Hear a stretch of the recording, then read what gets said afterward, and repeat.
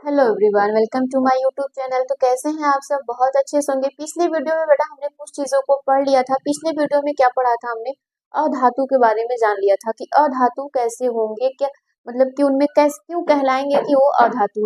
अधातु क्यों कहलाते थे ये आपने पिछले वीडियो में ही जाना था कि अधातुएं जो होंगी वो क्या करेंगे? Loss of electron, sorry gain of electron करेंगे। मतलब ये वे तत्व जो अपने वाहतम कोष में या वाहतम कक्षा में एक या एक से अधिक इलेक्ट्रॉन लेकर वो ऋण आवेश होते हैं, उसे हम लोग क्या कहते हैं? अधातु कहते हैं। क्या कहते हैं बेटा?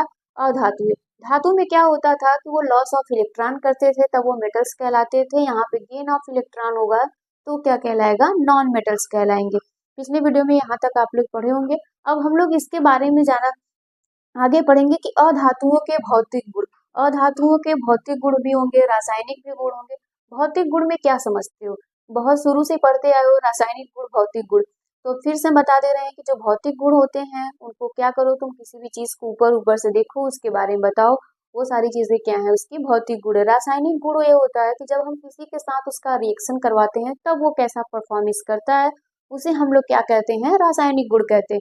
तो यहाँ पर अब हम लोग पढ़ेंगे कि अधातु का भौतिक गुण क्या होता है। अधातुओं में भौतिक गुण बहुत सारे हैं। अब ध्यान से जरा सुनना। इसमें अगर हम लोग धातु की बात करते थे तो उसमें हम लोग क्या करते थे? उनमें एक चमक पाई जाती थी, एक स्पेसिफिक साउंड प्रोड्यूस करता था जिसको हम लोग सोनोरस कहते थे। लेकिन अधातु में ऐसा कुछ भी नहीं होगा। ना तो ये चमकीला होगा, एक्सेप्शन है, एक्सेप्शन डायमंड है बेटा। डायमंड जो होगा वो कठोर होगा और चमकीला होगा। जबकि हम लोग जानते थे कि जो धातुएं होंगी वो काफी कठोर होती हैं, अधातुएं ऐसा नहीं होता, वो सॉलिड में होती हैं। लेकिन यहाँ पे जो मिलेंगे वो क्या मिलेंगे? गैस के फॉर्म में मिलेंगे अधातु में। ठीक। फिर उसके बाद हमने पढ़ा था कि इनमें क्या होंगे? इनमें ना तो हीट और इलेक्ट्रिसिटी का गुड कंडक्टर होंगे। मतलब ये क्या होगा? सुचालक नहीं होगा, ये उष्मा और करंट का क्या रहेगा? कुचालक होगा। ठीक। इसमें भंगुरता पाई जाएगी। भंगुरता के क्या मतलब जानते हो? ब्रिटलनेस जानते हो? पीटना। इसको जब तुम पीटोगे तो टूट जाएगा, फैलेगा नहीं। लेकिन जबकि हम मेटल्स में पीटते थे तो उसकी कुछ न कुछ चादर प्लेट जैसे हम लोग बना सकते थे। लाइक आयरन की बात कर लो। ठीक। यहाँ पे ऐसा कुछ भी नहीं पाया जाएगा, भंगुरता वगैरह नहीं पाई जाएगी। आघात वर्धना तन्यता गुणों को ये प्रदर्शित नहीं करते हैं। इनमें तन्यता नहीं पाई जाएगी। इनमें क्या होगी बेटा? तन्यता वगैरह कुछ भी नहीं पाया जाएगा। अब जैसे थोड़ी ना कि हाइड्रोजन को ले लो तान दो, ऐसा होता है क्या? नहीं होता। ना तो इनमें आघात वर्धना होती है, इनको कितना भी चोट नहीं पहुंचा सकते हो।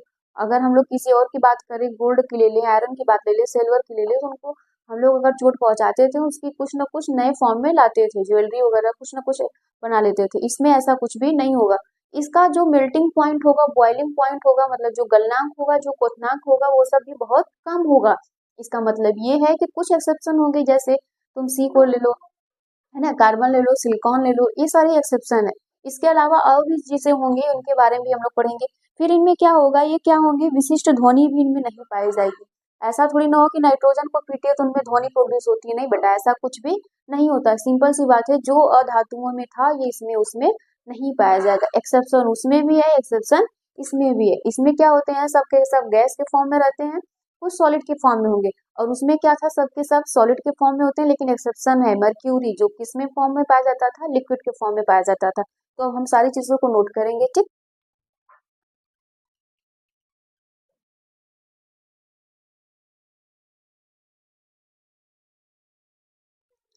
अब देखो अधातुओं के भौतिक गुण।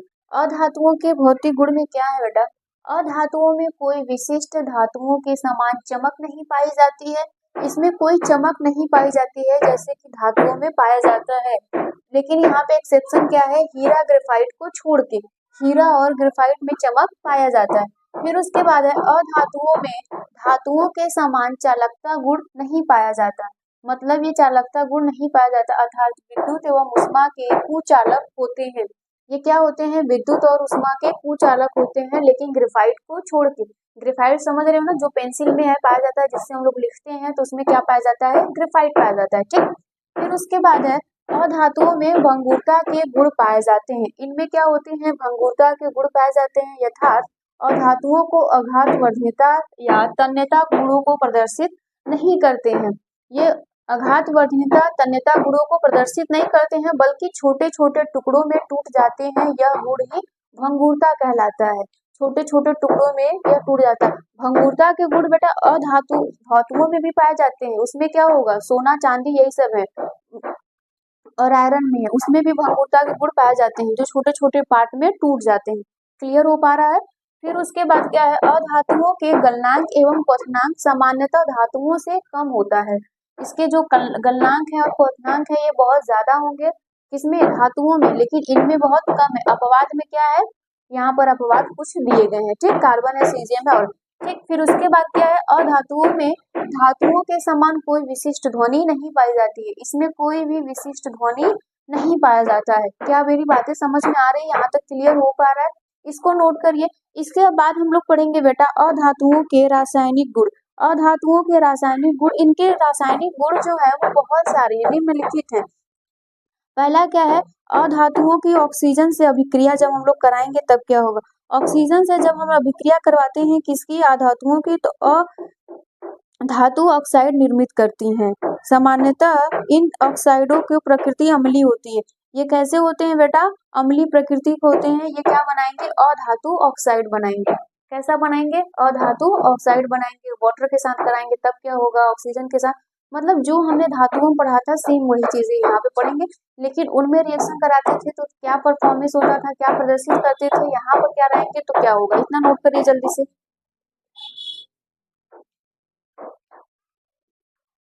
बनाओ अधातुओं के रासायनिक गुण।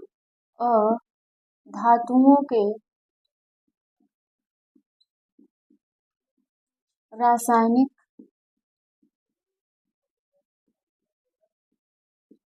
गुण, ठीक।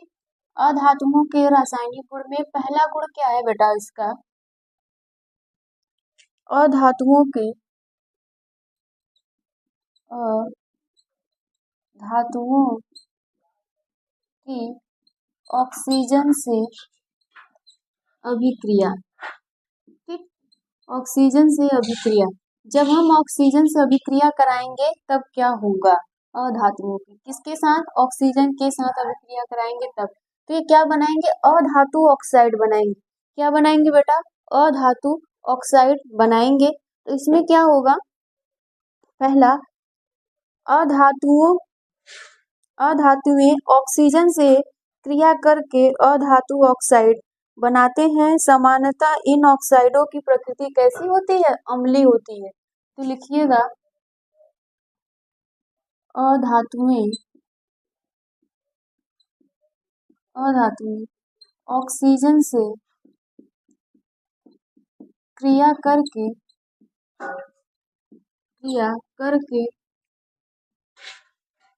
अधातु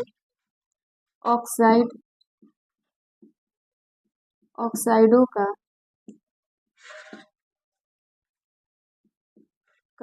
निर्माण करती हैं या करते हैं, ठीक। सामान्यतः इन ऑक्साइडों का किसका, अधातु ऑक्साइडों का, इन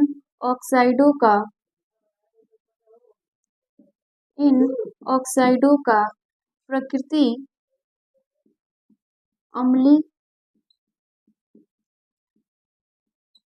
होती है। कैसे होते हैं बेटा, ये एसिडिक इन नेचर के होते हैं। ऑक्साइडों की प्रकृति अम्लीय होती है। इनके ऑक्साइड अम्लीय होने के साथ उदासीन भी प्रकृति के होते हैं। क्या होते हैं बेटा, अम्लीय प्रकृति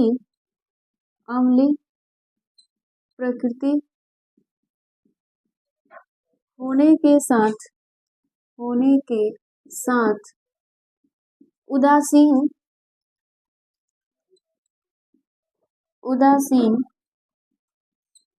प्रकृति के भी होते हैं। कैसे होते हैं बेटा, उदासीन प्रकृति के भी होते हैं। एग्जाम्पल के लिए क्या ले लीजिए आप, कार्बन ले लीजिए, ऑक्सीजन से रिएक्शन करवा दीजिए, क्या बनाएगा, कार्बन डाइऑक्साइड बना देगा। क्या बना लेगा, कार्बन डाइऑक्साइड बना लेगा। फिर उसके बाद क्या लीजिए, कार्बन डाइऑक्साइड ले लीजिए और क्या लीजिए, वाटर ले लीजिए, क्या बनाएगा ये, यहाँ पे क्या बना लेगा, कार्बोनिक एसिड बना देगा। क्या बना देगा? Carbonic acid. डायरेक्ट जोड़ देना है, यहाँ पे पूरे के पूरे जोड़ देना है, कार्बोनिक एसिड बना देगा। अब देखो 2 हाइड्रोजन है 3 ऑक्सीजन, इसको मिला के 3 ऑक्सीजन 1 कार्बन, ये क्या है बेटा? कार्बोनिक एसिड है। ठीक, यहाँ पे इसके अलावा भी और सारे भी हो सकते हैं, आप चाहो तो बना सकते हो कई सारे। ठीक, यहाँ पे हमने ये रिएक्शन करवा दिया। इसके आगे फिर इसके बाद क्या होगा? इसी में होगा। ठीक इसी प्रकार अन्य धात्विक ऑक्साइड के रूप में क्या होगा? कार्बन मोनोऑक्साइड होगा, N2O होगा, NO होगा, उदासीन प्रकृति के ऑक्साइड के होते हैं। बात समझ में आ रही है? इसके अलावा भी कैसे होंगे? उदासीन प्रकृति के सब होते हैं। ठीक इसी प्रकार अन्य अधात्विक ऑक्साइड के रूप में ये तीनों है उदासीन प्रकृति के ऑक्साइड होते हैं, क्योंकि ये लिटमस पेपर पे कोई भी प्रतिक्रिया प्रदर्शित नहीं करते हैं। बेटा जब लिटमस पेपर लेते थे तो अगर उनमें क्या होता था, रेड टू ब्लू होता था या ब्लू टू रेड होता था, तब हम कुछ न कुछ चीजें जानते थे कि अच्छा कौन अम्लीय होगा कौन क्षारीय होगा। लेकिन यहाँ पे ये तीनों क्या है? उदासीन प्रकृति के होते हैं, लिटमस पेपर पे कोई भी परफॉर्मेंस प्रदर्शित नहीं करते, मतलब कोई भी अपना प्रतिक्रिया प्रदर्शित नहीं करते हैं, तो उसे हम लोग क्या कह रहे हैं? उदासीन कह रहे हैं। अब इसके बाद जो होगा वो होगा कि अधातुओं के जल के साथ अभिक्रिया। तो नेक्स्ट क्या लिखेंगे? अधातुओं की अधातुओं की अधातुओं की जल के साथ अभिक्रिया। जब हम जल के साथ इसकी अभिक्रिया कराएंगे तब क्या ये शो करेगा। ठीक, तो जब बेटा हम जल के साथ अभिक्रिया कराते हैं तो ये क्या होते हैं? अभिक्रियाएं करती ही नहीं, क्योंकि जल से H2 की विस्थापित नहीं कर पाती, क्योंकि ये क्या कर लेते हैं? हाइड्रोजन को विस्थापित कर ही नहीं पाते हैं। जब हम अधातुओं की कोई भी, मान लो क्लोरीन ले ले और उसके साथ हम लोग वाटर ले ले, उसकी जब हम रिएक्शन करवाएंगे तो वो क्या करेगा? रिएक्शन करेगा ही नहीं। क्यों? क्योंकि वो हाइड्रोजन को वहां से हटा नहीं पाएगा, हाइड्रोजन को वहां से वो विस्थापित नहीं कर पाएगा। तो लिखिएगा सामान्यतः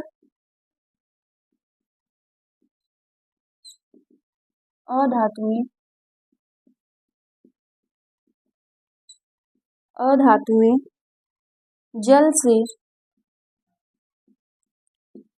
अभिक्रिया नहीं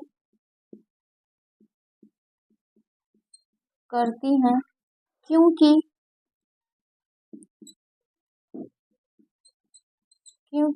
ये जल में उपस्थित हाइड्रोजन को विस्थापित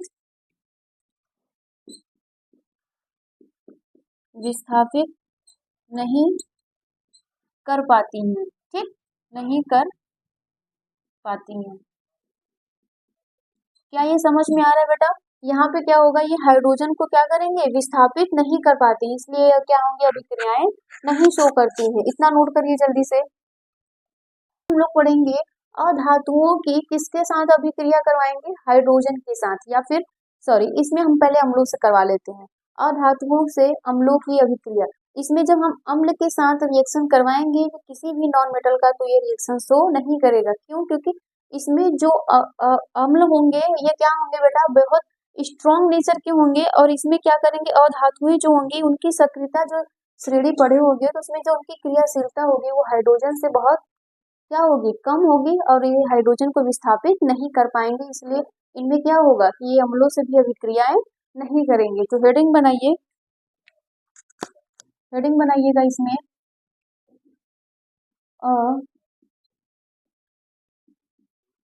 धातुओं की अम्लों से अभिक्रिया। ठीक, अम्लों से अभिक्रिया, तो ये क्या करेंगे? अम्लों से भी अभिक्रियाएं नहीं कर पाएंगे। लिखिएगा अधातुएं अधातुएं तनु अम्लों से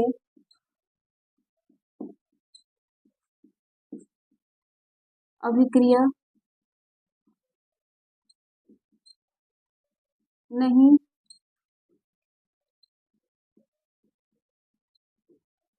करती हैं क्योंकि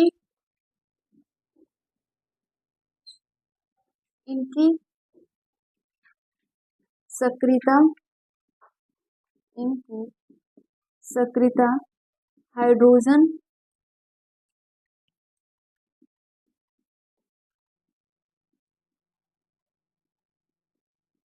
कम होती है जिससे अम्ल में उपस्थित अम्ल में उपस्थित अम्ल में उपस्थित हाइड्रोजन को विस्थापित क्या करेंगे बेटा, विस्थापित नहीं कर नहीं कर पाती हैं। क्या मेरी बातें समझ में आ रही है? ये क्या करेंगे बेटा, हाइड्रोजन को भी विस्थापित नहीं कर पाएंगे, है ना। वही सेम चीजें हैं जो इसके पहले आप लोगों ने पढ़ा था। फिर उसके बाद क्या है, अधातुओं की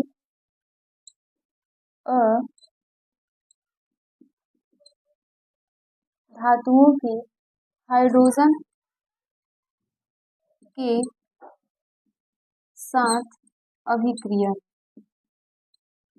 ठीक, जब हम हाइड्रोजन के साथ इनकी अभिक्रियाएं कराएंगे तब क्या होगा, तो जब हम हाइड्रोजन के साथ करवाते हैं रिएक्शन तो ये क्या कराती हैं, हाइड्राइड बनाती है। क्या बनाती है बेटा, हाइड्राइड का निर्माण करती हैं। किसका निर्माण करेंगे ये लोग, हाइड्राइड का निर्माण करेंगे। फिर अगर यहाँ पे तुम्हें बताया जाए कि हाइड्राइड कैसे बनेगा तो ध्यान से देखो, इसमें क्या होगा, अधातुएं, लिखिए अधातुएं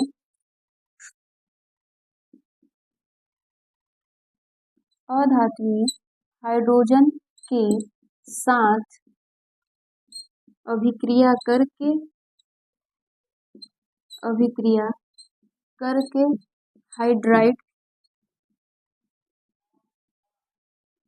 हाइड्राइडो का निर्माण करती है। ठीक, हाइड्राइडो का निर्माण करती है बेटा। अब देखिएगा एग्जाम्पल के लिए क्या होगा, यहाँ पे हम नाइट्रोजन ले लें, ठीक, फिर उसके बाद हम लोग क्या ले लें, ये रहा नाइट्रोजन गैस, ये रहा हाइड्रोजन गैस, ये बनाएंगे अमोनिया। क्या बनाएंगे, अमोनिया बनाएंगे। इसको आप बैलेंस कर लीजिएगा, यहाँ पे 2 लगा दीजिए। ये हो गया बैलेंस, ये भी अधातु है। ठीक, नाइट्रोजन क्या है बेटा, अधातु है। किसके साथ रिएक्शन कर रहा है, हाइड्रोजन के साथ रिएक्शन कर रहा है। क्या बना रहा है, अमोनिया बना रहा है। फिर इसके बाद हम लोग क्या ले लें, कार्बन ले लें और हाइड्रोजन के साथ रिएक्शन करवा दें। क्या बनाएगा, CH4 मीथेन गैस बना देगा। तो यहाँ पे हमें बैलेंस करना है तो यहाँ पे 2 लगा दीजिए। ठीक, ये सब क्या है, हाइड्राइड है ना। ये सब क्या है बेटा, हाइड्राइड है। ये भी गैस के फॉर्म में रहेगा, ये भी गैस के फॉर्म में रहेगा। क्लियर हो पा रहा है, अब समझ पा रहे हो ना क्या होगा, इतना नोट करो जल्दी से। अब हम लोग पढ़ेंगे इसके बाद धातुओं और अधातुओं के साथ अभिक्रिया।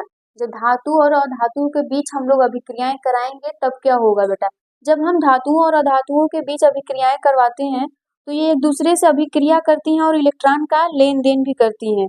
क्या करते हैं बेटा, इलेक्ट्रॉन का लेन देन करते हैं, अष्टक के नियम को फॉलो करते हैं। अष्टक के नियम को फॉलो करके अपनी कक्षा को पूर्ण करते हैं। अष्टक का नियम आप लोगों को पढ़ाया गया होगा। अष्टक का नियम जो था, उन्होंने ये बोला था कि किसी भी परमाणु के कक्षा में अंतिम इलेक्ट्रॉन कितने होंगे, 8 होने चाहिए। अगर अंतिम इलेक्ट्रॉन 8 रहेगा तो वो क्या कहलाएगा, अष्टक के नियम को फॉलो करेगा, तब वो पूर्ण कक्षा कहलाएगी। क्या कहलाएगी बेटा, पूर्ण कक्षा कहलाएगी। वो लोग स्टेबल होंगे, फिर अदर किसी से साथ रिएक्शन करने की क्षमता उनमें नहीं रह जाएगी, मतलब वो नहीं करना चाहते, अपने अष्टक को पूरा करते हैं। जैसे आप लोग पढ़ाई कर रहे हो ना, तो क्यों कर रहे हो, ताकि नॉलेज हो जाए, पैसा कमा ले, ये हो जाए, वो हो जाए, तो ये सब आपकी क्या है, पूर्णता है। तो उसी तरह इसमें इलेक्ट्रॉनों को भी क्या है, अष्टक ने ही बोला था कि अगर हम किसी भी तत्व का इलेक्ट्रॉनिक विन्यास करते हैं तो उसकी जो बाहरी कक्षा होगी, जो अंतिम कक्षा होगी, उसमें 8 इलेक्ट्रॉन उपस्थित होने चाहिए। ये कब आएगा, या तो लेने से या तो देने से होगा। ठीक, तो हेडिंग बनाइएगा क्या, धातुओं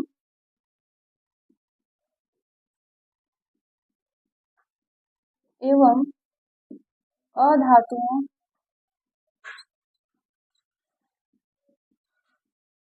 के बीच अभिक्रिया।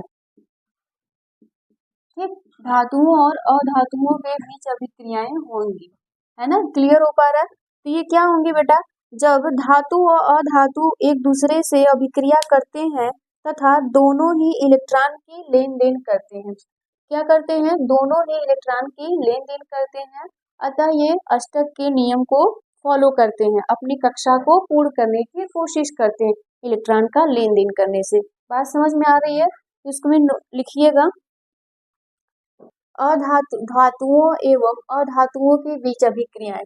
जब धातु और अधातु एक दूसरे से अभिक्रिया करते हैं तथा दोनों ही इलेक्ट्रॉन की लेन देन द्वारा अष्टक पूर्ण करने की कोशिश करते हैं।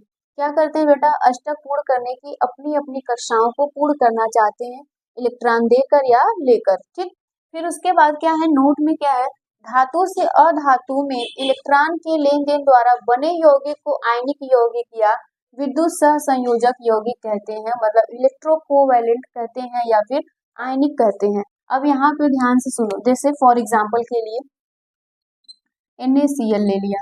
ठीक, ये होगा, इसमें कौन सी होगी, आयनिक यौगिक पाया जाएगा। ठीक, आयनिक यौगिक कहलाएगा,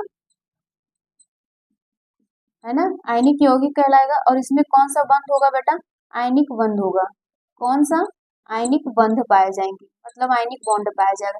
अब ये बनेगा कैसे, ध्यान से सुनो, देखो, जो आयनिक बॉन्ड होगा, है ना, आयनिक जो बॉन्ड होगा बेटा, वो हमेशा मेटल, है ना, धातु और अधातु के बीच बनेगा, मेटल्स और नॉन मेटल्स के बीच बनेंगे। जो भी बनेंगे तो वो क्या कहलाएंगे, आयनिक कंपाउंड कहलाएंगे। क्या कहलाएंगे बेटा, आयनिक कंपाउंड कहलाएंगे, आयनिक यौगिक कहलाएंगे। कब, जब धातु और अधातु के बीच अभिक्रियाएं होंगी।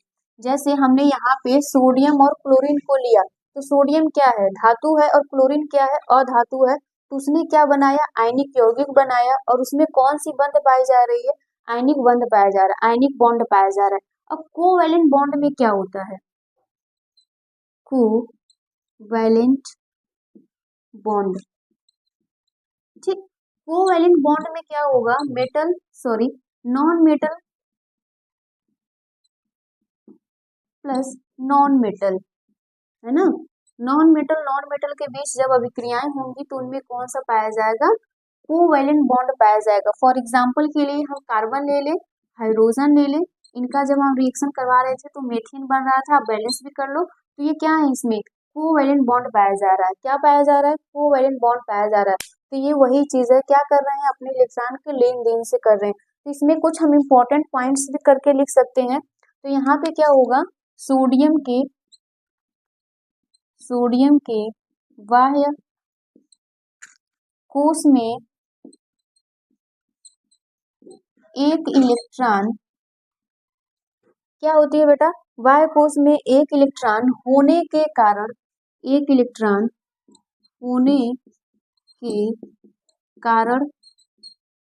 क्या करता है, अपने इलेक्ट्रॉन को वो देता है। एक इलेक्ट्रॉन होने के कारण या एक इलेक्ट्रॉन होने के कारण यह एक इलेक्ट्रॉन क्लोरीन को दे देता है। क्लोरीन को क्या कर देता है, एक इलेक्ट्रॉन दे देता है। ठीक, क्लोरीन को दे देता है और अपना अष्टक पूर्ण कर लेता है ना, अपना अष्टक क्या कर लेता है बेटा, पूर्ण कर लेता है। लेकिन यहीं पे क्लोरीन में क्या होता है, क्लोरीन के वाहतम कोश में 7 इलेक्ट्रॉन होते हैं और एक इलेक्ट्रॉन सोडियम से लेकर अपना अष्टक पूर्ण कर लेता है। इनके बीच में क्या पाया जाता है बेटा, इलेक्ट्रोकोवैलेंट बॉन्ड। क्या पाया जाता है, इलेक्ट्रोकोवैलेंट बॉन्ड बनता है, क्या बनता है, इलेक्ट्रो कोवैलेंट बॉन्ड बनता है। अब यहाँ पे ध्यान से सुनो, जैसे यहाँ पे सोडियम ले ले, इनका इलेक्ट्रॉनिक विन्यास करो, अगर बोर के नियम से भी कर लो, तो यहाँ पे 2 होगा, 8 होगा और 1 होगा। ये अंतिम कक्षा है ना, 8000। अगर हम क्लोरीन की बात कर ले तो 17 है, ये 11 है, ये 17 है, तो यहाँ पे 2 होगा, 8 होगा, 10 हो गया, 7 इसमें हो गया, है ना। इसके अंतिम कक्षा में 1 इलेक्ट्रॉन है, इसके अंतिम कक्षा में 8 इलेक्ट्रॉन है बेटा। तो इन्होंने क्या कर लिया, इसने अपना इलेक्ट्रॉन दे दिया, इसने 1 इलेक्ट्रॉन ले दिया, तो इसके अगर इसने अपना इलेक्ट्रॉन यहाँ से दे देगा तो अंतिम कक्षा ये बचेगी, 8 इलेक्ट्रॉन होगा, अष्टकपूर्ण है। और इसके अंतिम कक्षा में यहाँ पे ले लेगा तो 8 हो जाएगा, अष्टकपूर्ण है। तो ये बातें समझ में आ रही है कैसे बन रहा था, ये सारी चीजें बेटा आपको 9th में पढ़ाया गया होगा बहुत अच्छे से। तो यहाँ पे ध्यान से चीजों को समझो और लिखो। आज के लिए इतना ही रहने देते हैं। Thank you.